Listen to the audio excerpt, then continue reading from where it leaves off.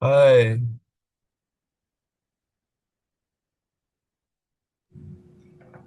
Hi Joshua. hi. Hey. Hi Mark. Hi, Marek. Hmm.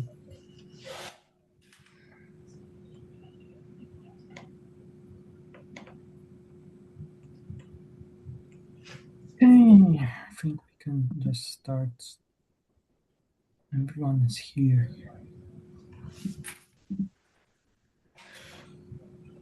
Hmm. Okay, can you hear me? Yep.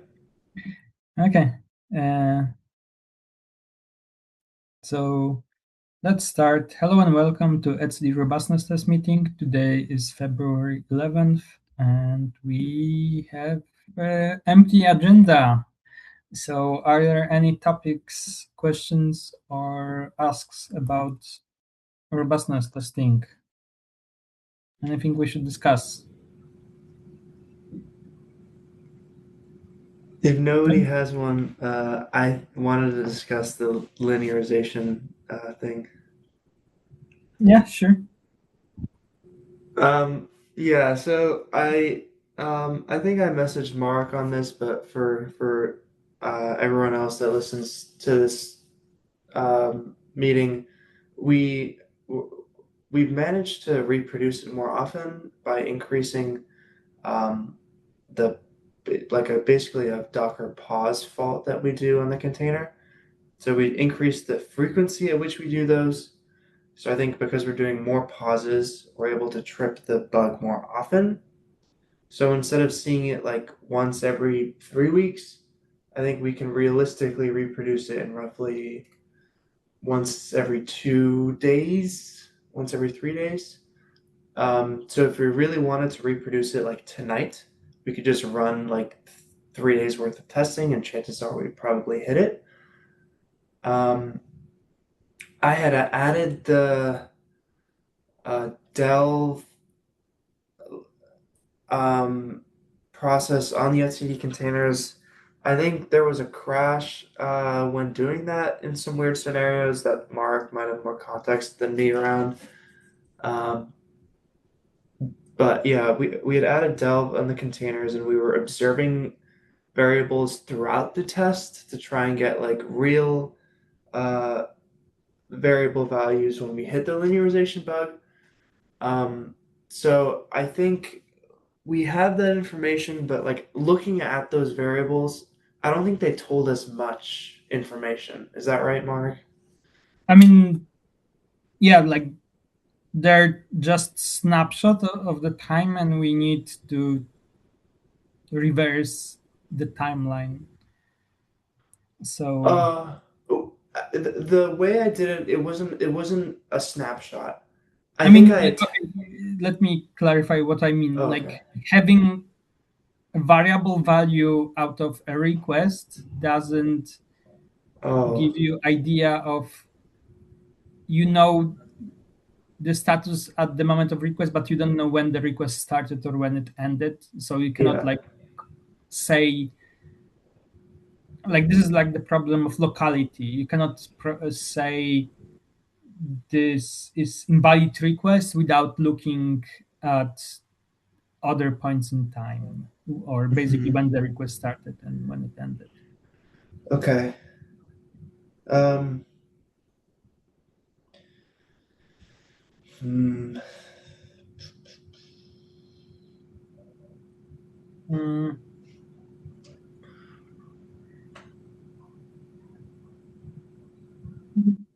Yeah, I don't know if anyone has any ideas of what other things we could try to do are to get more info. uh, we could,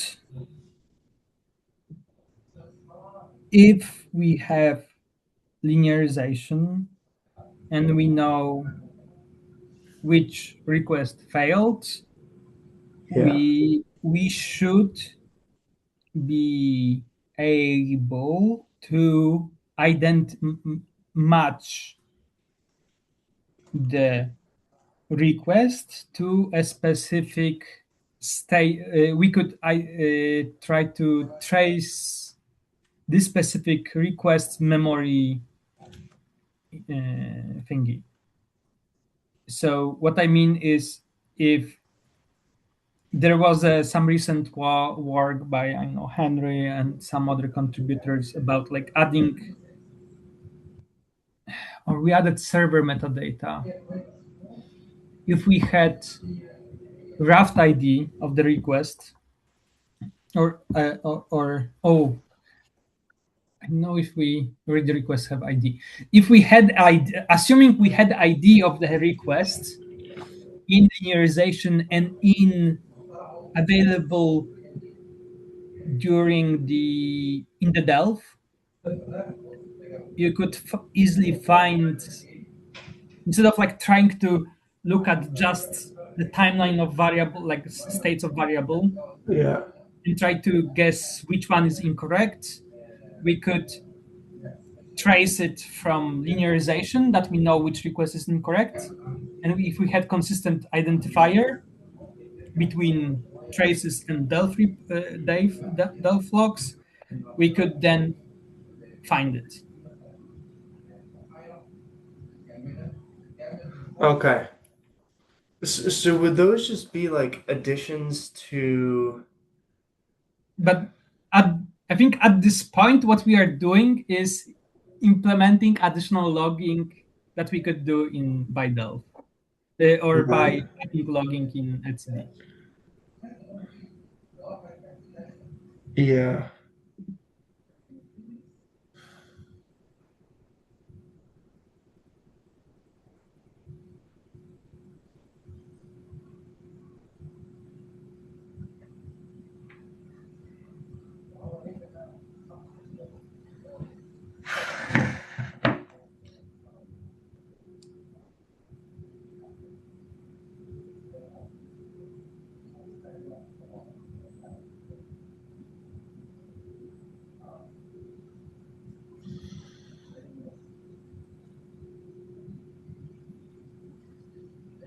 And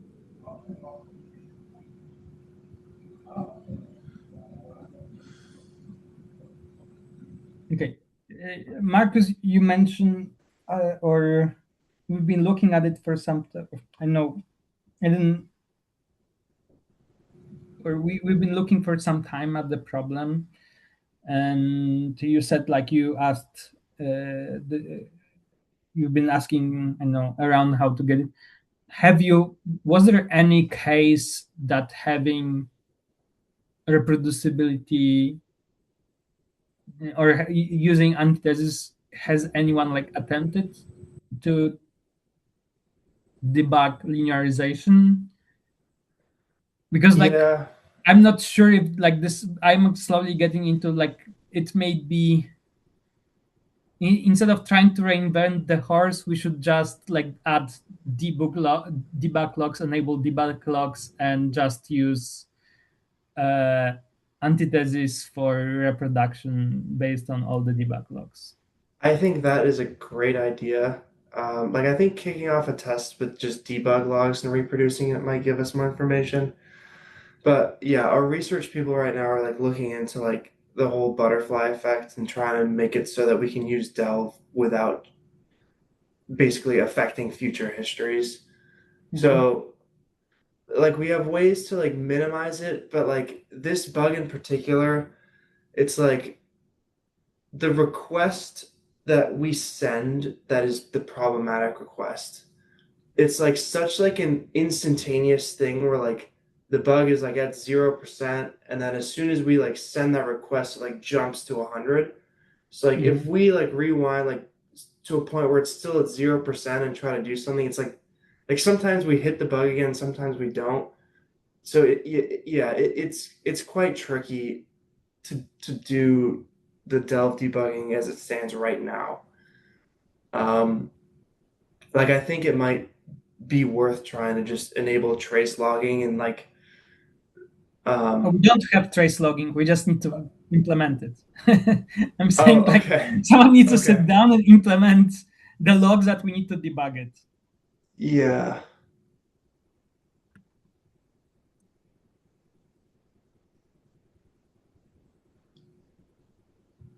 Is how difficult would that be to enable something like or to write something like that?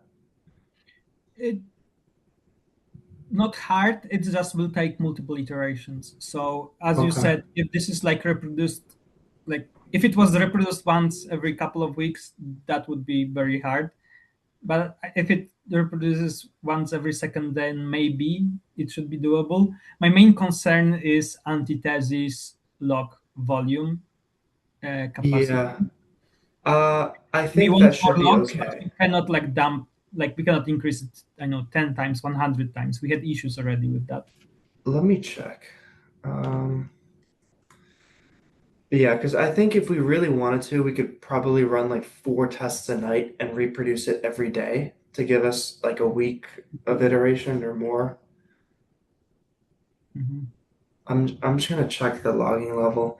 Like we can go over the logging level and just fine, but it'll just make things slower. But I think for the purposes of like trying to get to the bottom and have more information around the linearization bug, I think it's totally okay to just like turn that on for like Mhm. while we're trying to figure this out, even though like doing log searches might be slower. I think that's totally okay. I'm just gonna try to get like a rough value for how much we can increase the logging by. That would be useful. I mean, I Okay. can, because it would give us information how precise we need to be in logs that we have. Okay. Yeah, but it's interesting Um, what you said about like how rare this or how delicate it is. I have, and it relates to my other discussion, but I can mention it later. okay. I think I have like no Wi-Fi in this side of the office. Building. Mm, Yeah. I'm at like 1 bar. okay. Uh, okay. I can try to. I don't know. I can try to do that. We've been like on previous linearization issue. We used the same approach where we back then we used the approach of logging, same approach of logging, and to do that I have a separate branch in etcd repo that I can just push to that branch and then build run antithesis from that, so that be a separate runs that I can manually trigger.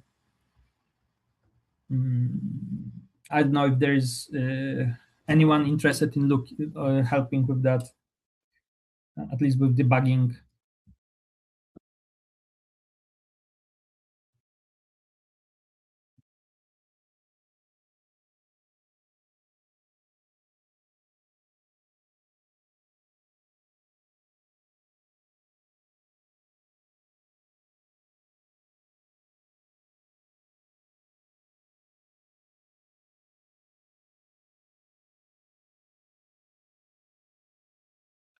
Okay, I can try to look at it. It's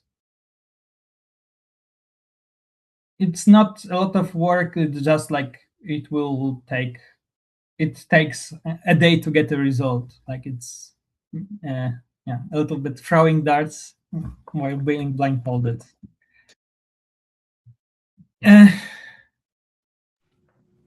Uh, Yeah, just to jump in here, I think it would be, I think we could survive if you increased logging by 8 to 10 times. okay, So I think we could survive. It just, yeah, things might be a little slow, but yeah, I for, remember. Yeah, yeah, yeah. okay. I mean, I can. It's I can go around and disable other types of logs and increase other. Yeah, yeah.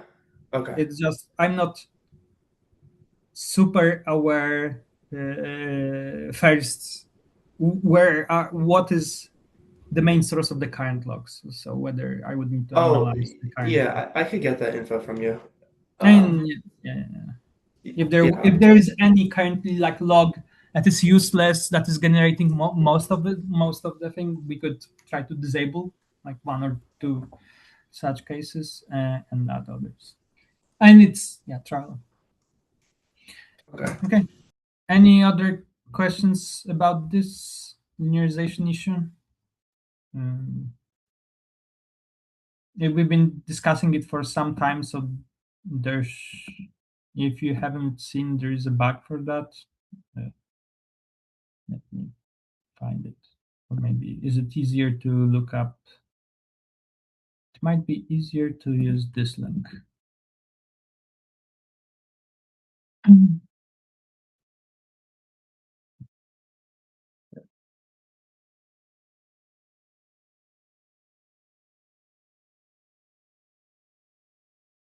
Yeah. Okay, I will try to add some logs sometime. Okay. Maybe going to other, just, I know, a quick mention. I've been maybe talking to it, or I had a meeting with, or invited to a meeting by or Google open source Fuzz team. I think they were interested of what we did with antithesis, like as part of or as an idea for expanding their fuzzing of open source projects. But they ask exactly about this. I know this case. They ask about like this exact problem of most deterministic environments having the godlike view of everything that is happening in memory. And yeah, looks like we are a little bit or the approach that antithesis takes doesn't have this, so it makes it a little bit harder. But yeah, looks like maybe there is some interest into or at least open source or interest of a team to improve open source project by doing more deterministic testing. Yeah, I think that's just a mention. Okay. Next thing, or before, I don't know. Again, if there are any questions, feel free to jump in. Going to next, I don't, or the next topic usually is the issues. I think we basically reviewed one of the old issues. There is not much movement on the issues. There are a couple of PRs, like Henry is still pushing forward, even though he can't attend this meeting, but they're not progressing very fast.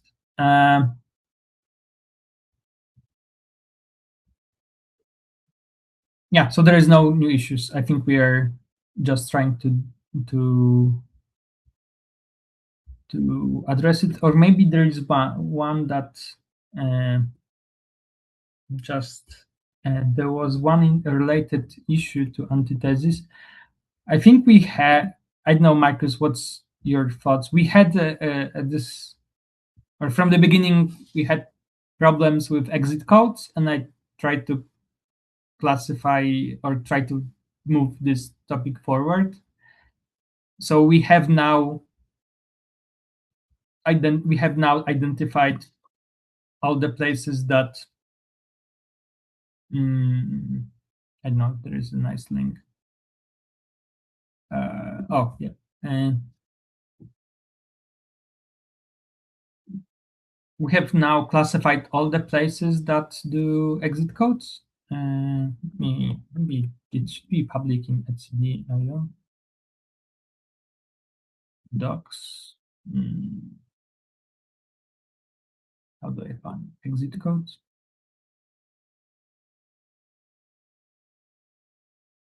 No, not yet. Doesn't work. Exit codes. A reference. Maybe it's different version.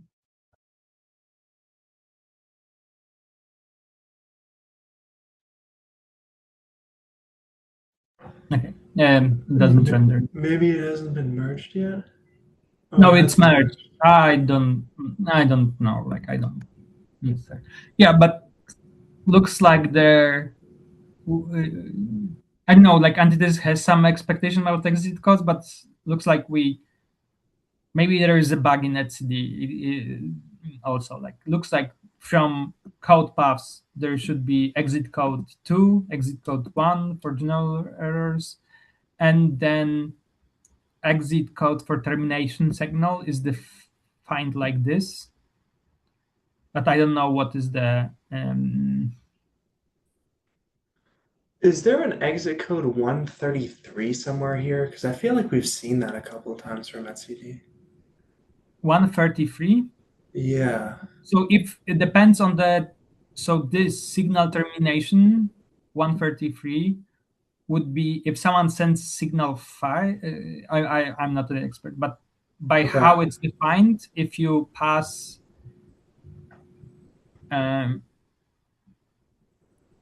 I don't know, I don't know all the numbers. Like sig int apparently gives you 130 and sig term gives 143.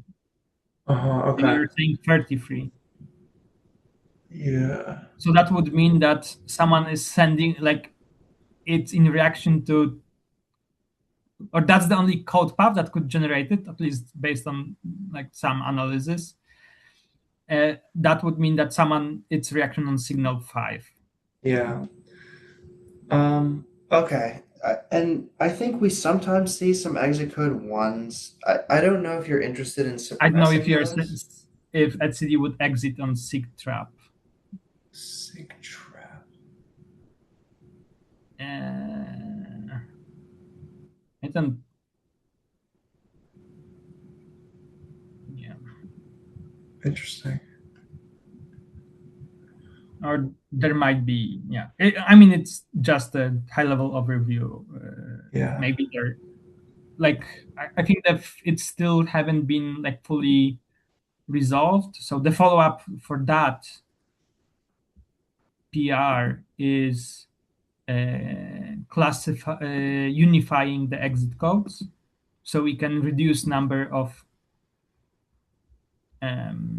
code places that do, or centralizing it, number of code places that do exit coding. I think this PR got stuck on the contributor, no longer being active, but basically centralizing into like one place, so it's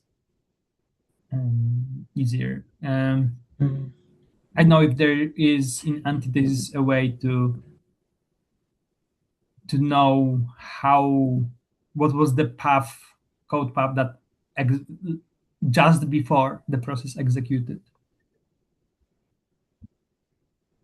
or Yeah, exited. there might be a lay. Yeah, okay. I think I would know a way to get that information. So you could, yeah, crash the I don't know. Yeah, but that Okay. would be useful for us. So we have looked into what we think should happen, and we don't expect. I don't know, like sig trap only for me rings a bell with bash trapping, like, but I don't know. I don't have enough knowledge on this topic. But yeah, like based on what we looked from the code, there is no like place that we know where this status code goes. Okay. Mm, Yeah. I think there's a way. there is I'll that call. there is exit code 1, so it would be good to know what are exit codes that we see in antithesis and reduce them. But yeah, so exit code 1 would be, there's a, I think there was a lot of reasons that we could exit with exit code 1.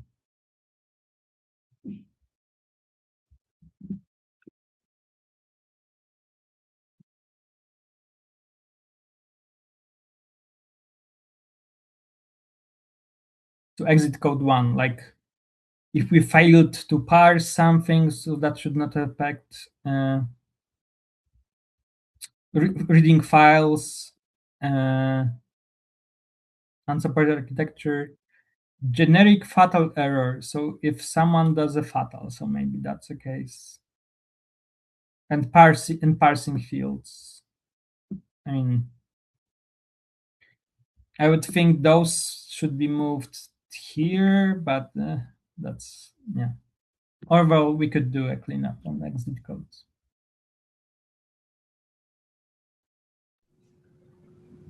Cool. Yeah, I'll try to see which of these or which one of these is the exit code one we see in antithesis.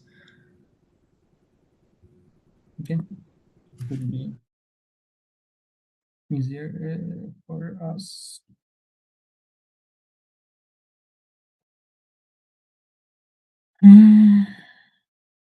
Okay, moving. Are there any questions to issues?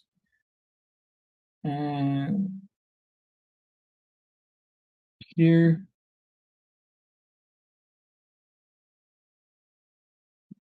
If not, I think going next to triaging the test failures. I think there was a recent increase in failures, at least for robustness tests. I'm a little bit kindly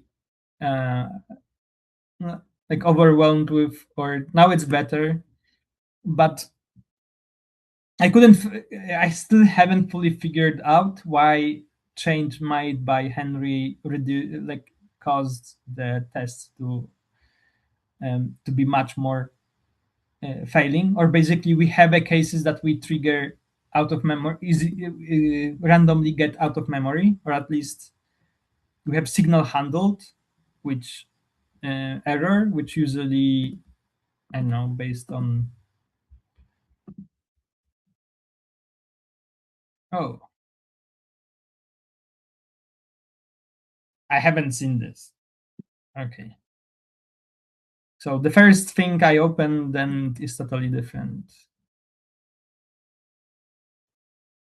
So going back to trial, so we have one totally unexpected thing. It looks like the test didn't finish like exit correctly. Yeah, something caused it to exit early, and because it didn't collect all the watch events. Mm,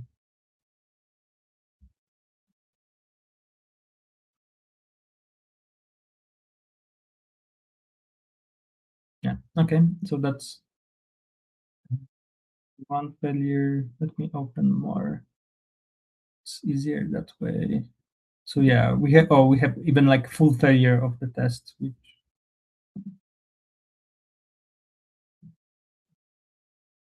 so the change that Henry didn't look horrible, but possibly had a side effects. He added more watches to, and those watches look were a little bit didn't have the same guarantees about being being bounded number or number of them on watches.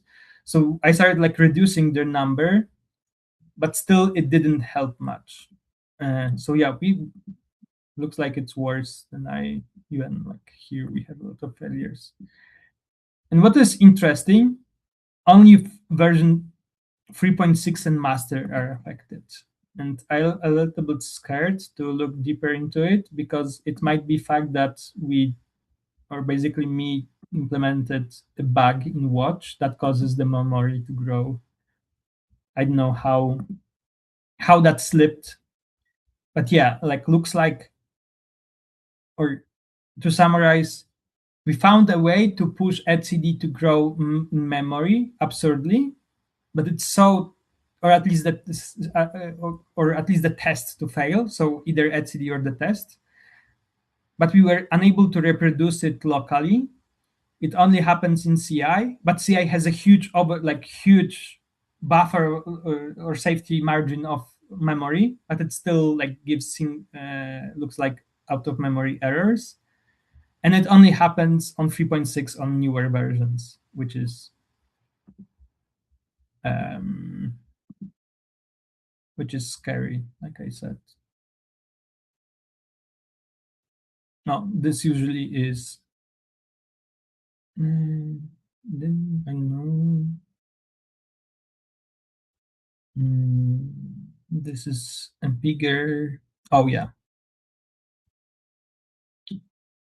So signal killed. I'm not sure even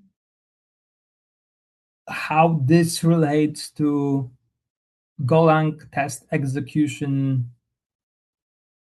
process hierarchy and and spinning etcd underneath, how this can happen. Or but yeah, since the change we started seeing like signal killed in the logs and this failing.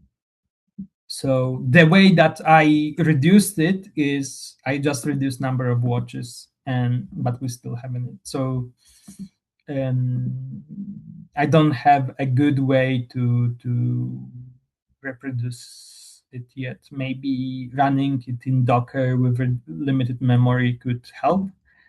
But I think I also tried that, or I tried to run it not in Docker, not with maybe limited. I didn't run it with limited CPU.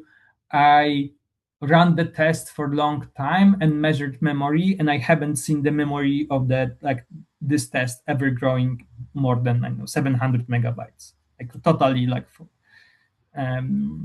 So the only thing that is maybe missing from my repro attempts was trying to reduce CPU or force CPU throttling.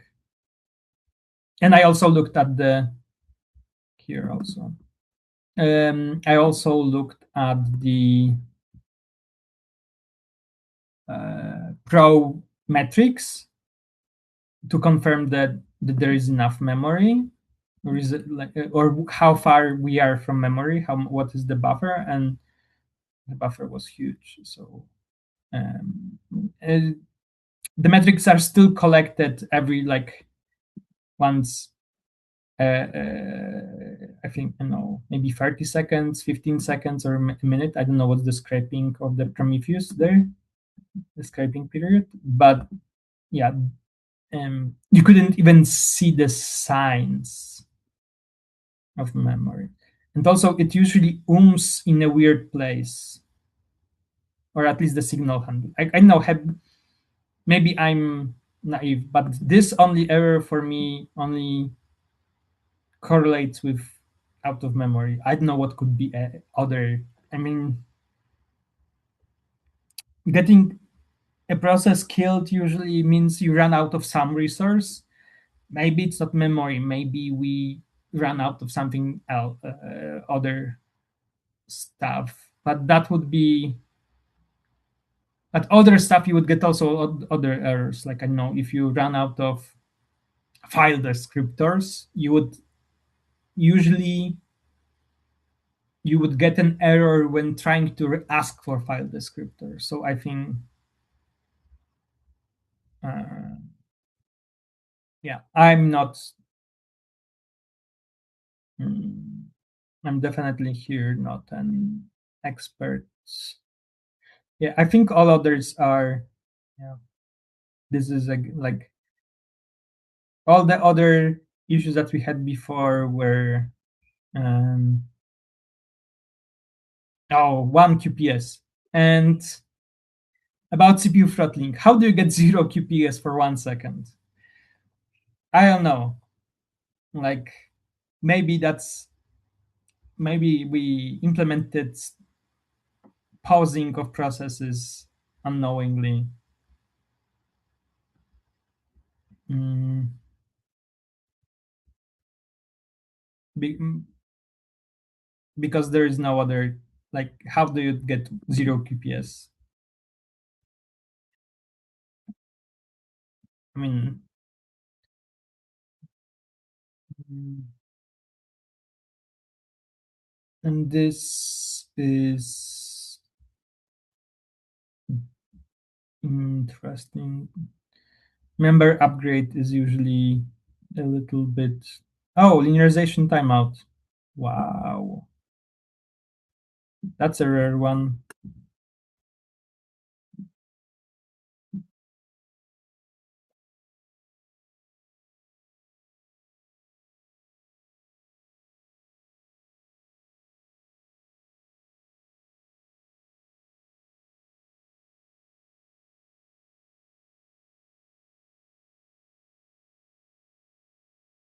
And QPS. I will not even look at QPS. There are cases.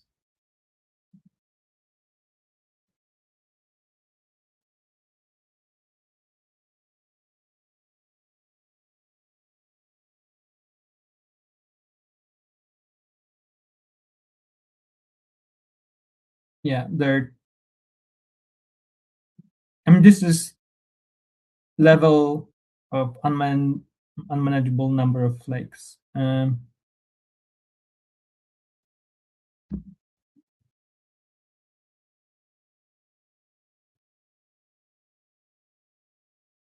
and here downgrade test is got stuck on something.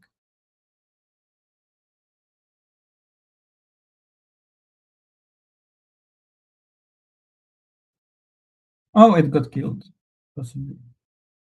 I mean, the prologues are not super readable because because how we structured the logs, it's hard to be hard to find. Yeah, but all those like are signals.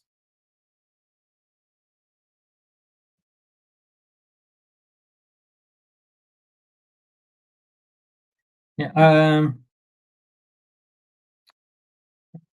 Have Yeah. So I will I don't think we need more data here. Oh, and here the test took more than half an.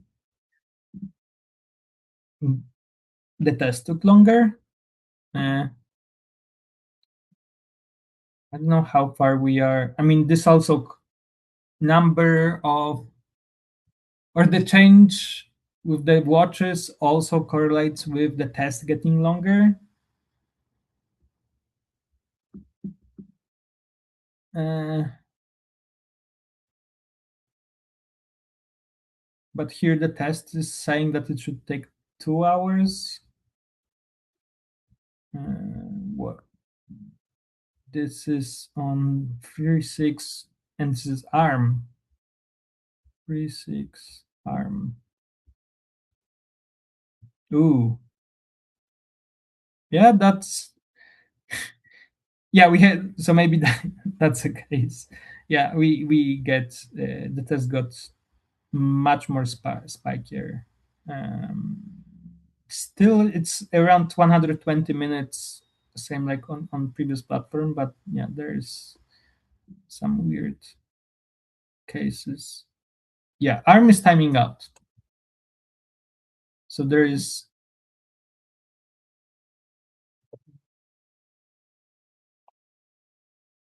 that.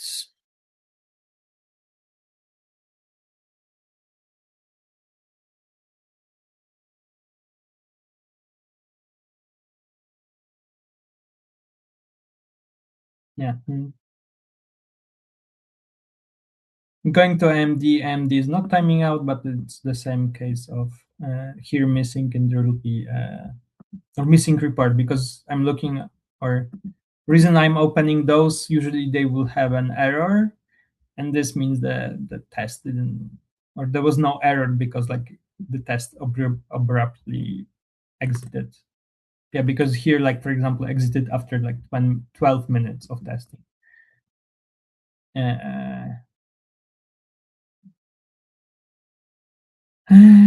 this, I don't know, this is, I think, from looking earlier. Okay. So this is for triaging. We could, I don't know how to handle signal killed. Has anyone why?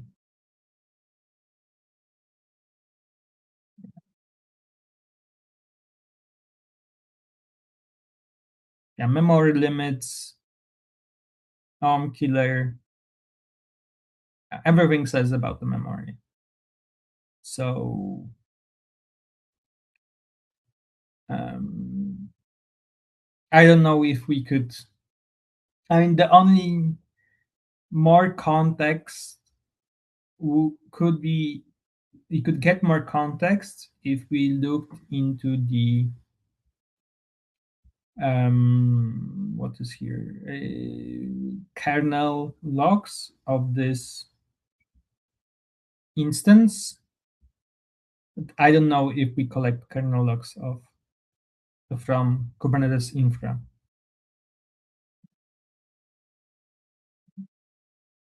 And if it would give us more thing. Yeah, but maybe we have still like 18 minutes. We can try to debug something. So starting with this case, we have a timeout of linearization, which is the most simplest thing, I think, what we could do now. So linearization timing out means that there was a report created, and this report, can be replayed to confirm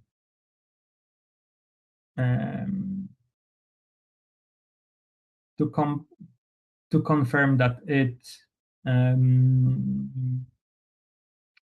it reproduces or not. So the main reason to do that is the CI it's slower than like even a laptop, because cloud is not fast.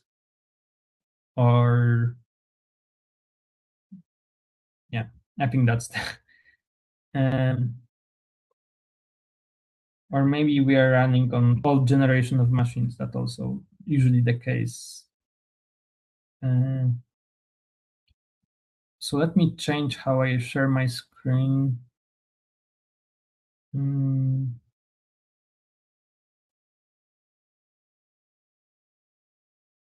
Where is the button for sharing screen?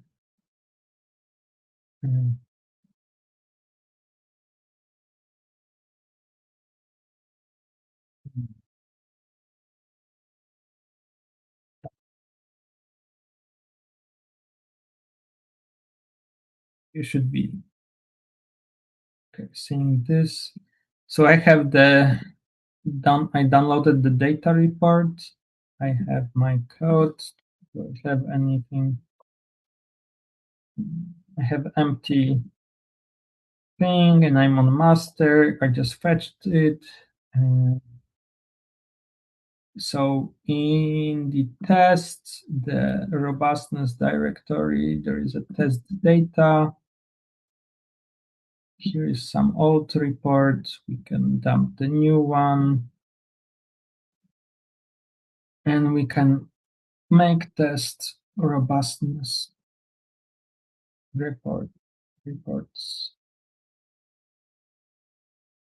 So this reruns based on the history request. It retries the linearization, and this is the easiest way what we can do. I hope this will ping me when it finishes, and it will not run off, make my machine run out of memory. It's a little bit struggling now for some reason. I have 50 gigabytes of memory. We should fit. Okay.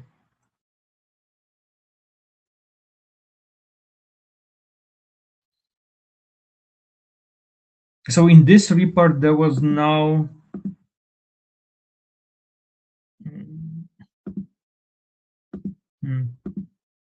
it says there were persistent requests were empty. Why? There I can see I see the requests. I don't know. So if I run linearization locally, it took only how much? 30 microseconds? That's weird. Maybe I made a mistake. Let me check. I need to start from yeah. Why have without any garbage or any other things, it might be easier to distinguish thing. So I downloaded the results. Here is the result file. Here are the results. Yeah. Just double checking myself if I didn't took some random didn't run some random report. Yeah, it still says no data dears, which is weird. But it is definitely the same report.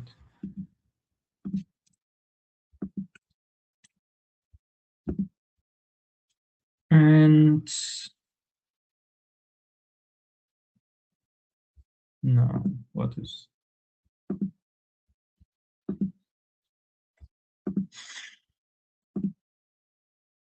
I'm getting a little bit lost. So maybe I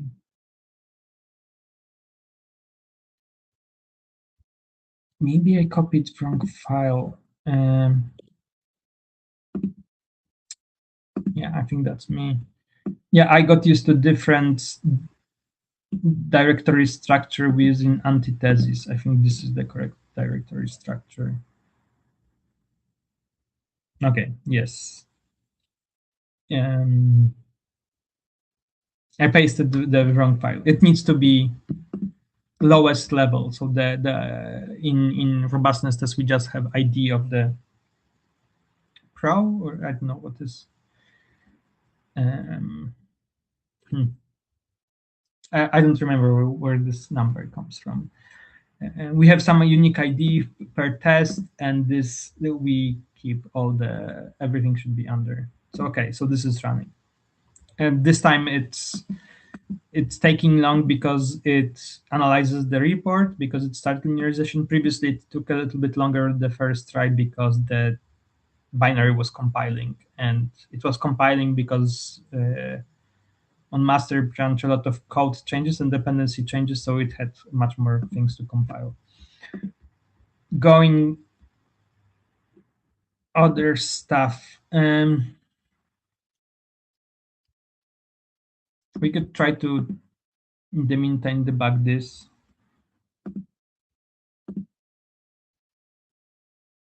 So we have request timeout on traffic line 200.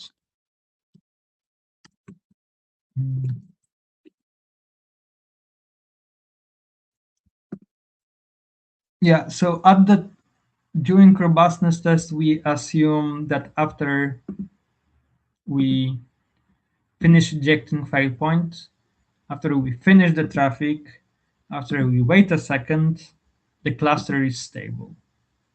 And it was not. So this is first time I'm seeing like this usually is pretty healthy assumption to do,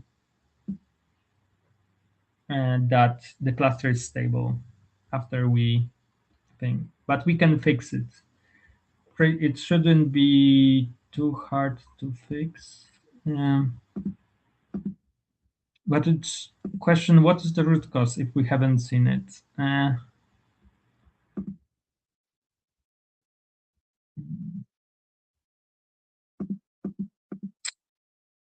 The only thing that comes to my mind is, are we leaking anything?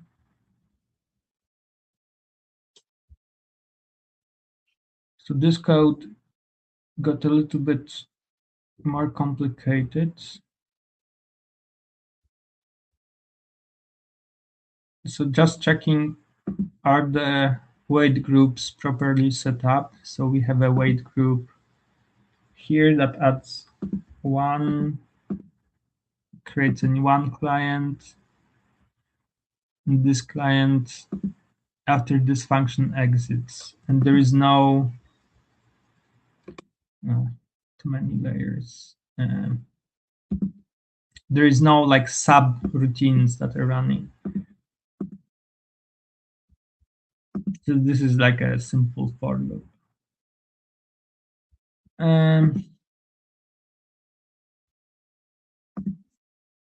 So, oh, this is like compaction, yeah.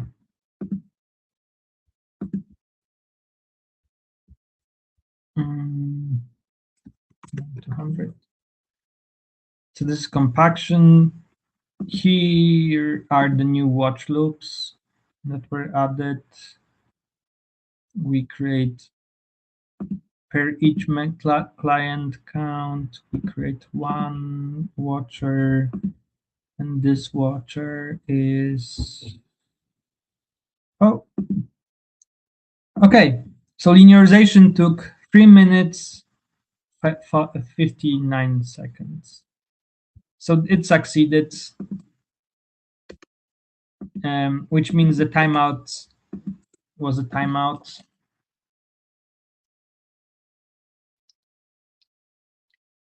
And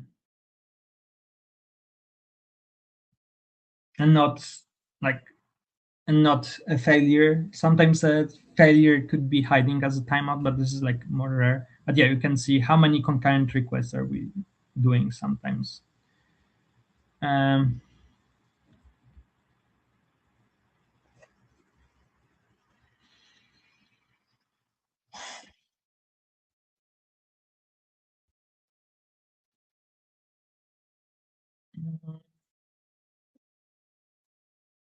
just looking if there is anything interesting. So one thing I'm noticing, like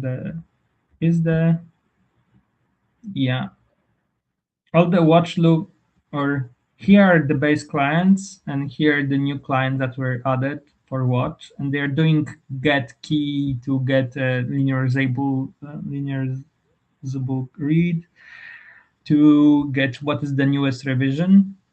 But the one problem or one improvement that we can do is we can avoid doing all of them concurrently. So adding a jitter. So this is something that we could consider for all tests, that we don't start everything at once. Um, so this is like the stacking. I mean, it's still a millisecond, but we could add some jitter of to avoid everything, like avoid all those clients doing gets at once. That might help. Mm.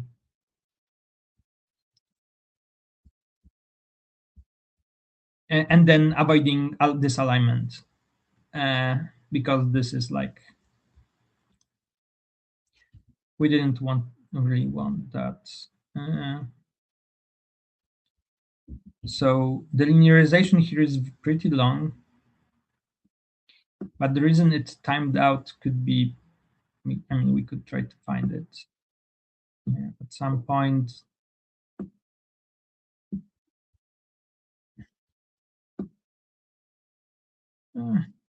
I mean, there is not, I don't see like a lot of failures, but usually there will be robustness is only one inject a failure once. So if you find there will be a nice breaking point, I know if nice is a good word, but, there will be a moment when, oh, now it renders better. It's too small. I know Chrome is fast as always. There will be a moment that the request start failing, or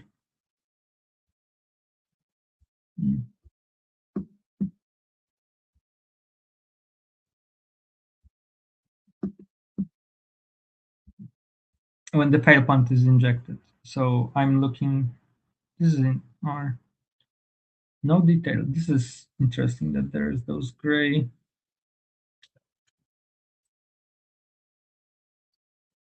Filed requests. I mean, we added it. Maybe I don't remember. This shouldn't be as long, but yeah.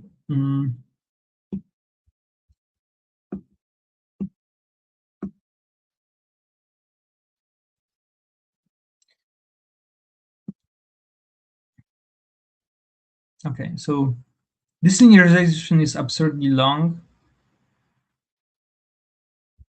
and maybe that's the main reason.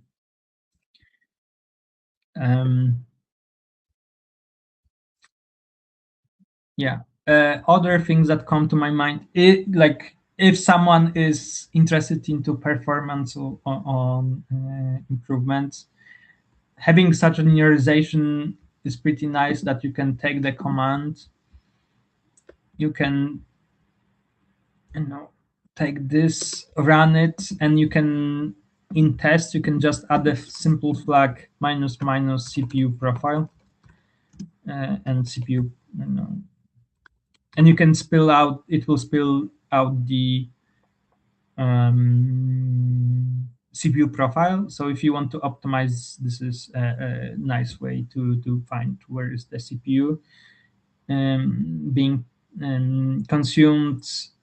And for linearization, it will be model compare. Like usually, it's comparing states of etcd, and there is a issue open to optimize it.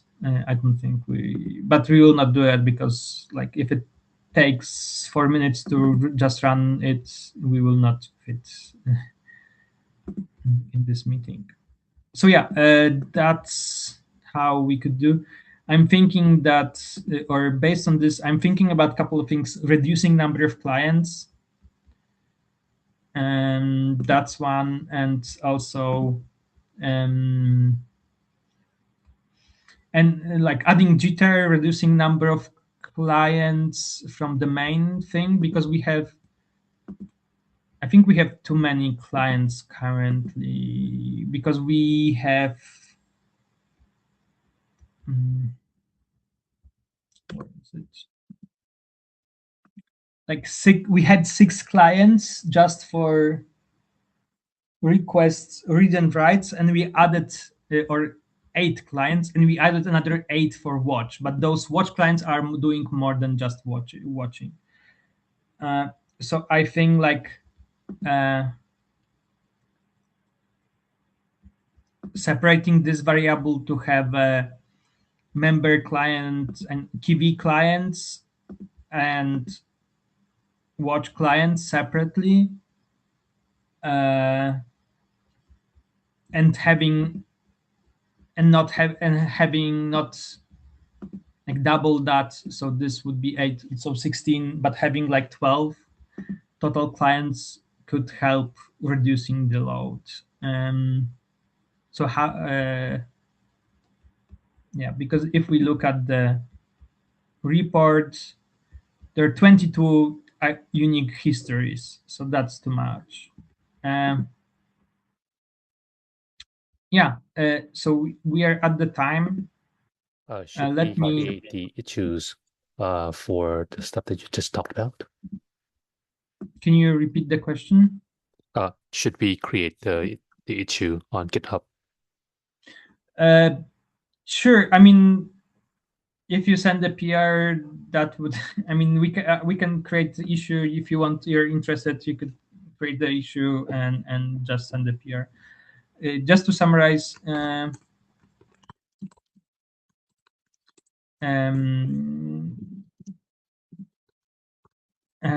We would want to add jitter,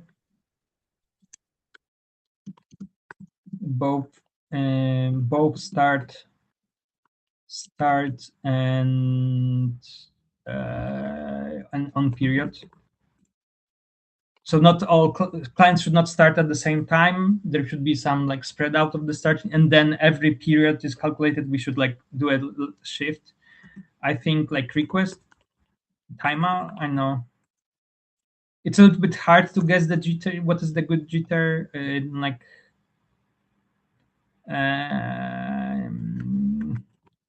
no, the default. I think that would depend on history for value and how big depends.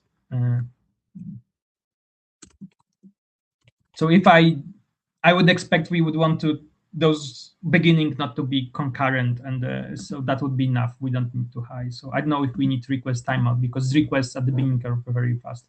Other thing, less clients or watches from 8 to 4. So we would need to separate this.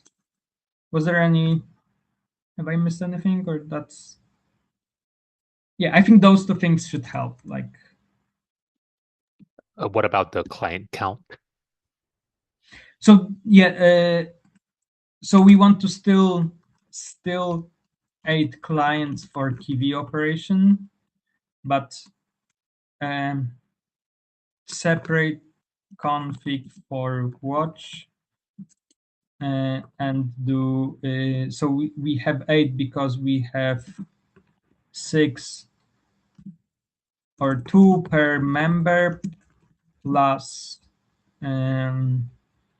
we have 6 per member and 2 cluster, and we would want to do 3 per member. I mean members, 4 member. I didn't mean per member. I mean there is 6 clients that are assigned static members and 1 cluster. Don't are you interested in one of the like one of this work? Yeah. I can have a look at that. Both or just which Uh, one? Both of them should be fine. I think it should be Okay. simple enough. Yeah, those are like, this is unfortunately, this is a lot of work, is like just tuning, like tuning and observing, and then because like as long as we don't have a proof that we need as many clients, there is no reason to lower number of clients if we have problems. And it's a lot of things that until we prove that this reduces our ability to reproduce some issues, it's hard to say. I think we should, yeah. I mean, there is also third thing, remove background watchers, but I don't remember. But this is a little bit complicated. I would need to look at thing. And here I mean like the watchers that observe all history. I think we don't no longer need them, but would need to confirm. If you're interested, we could follow, like that would be the last if you're interested. Yeah. Okay, we are out of time. Sorry for extending.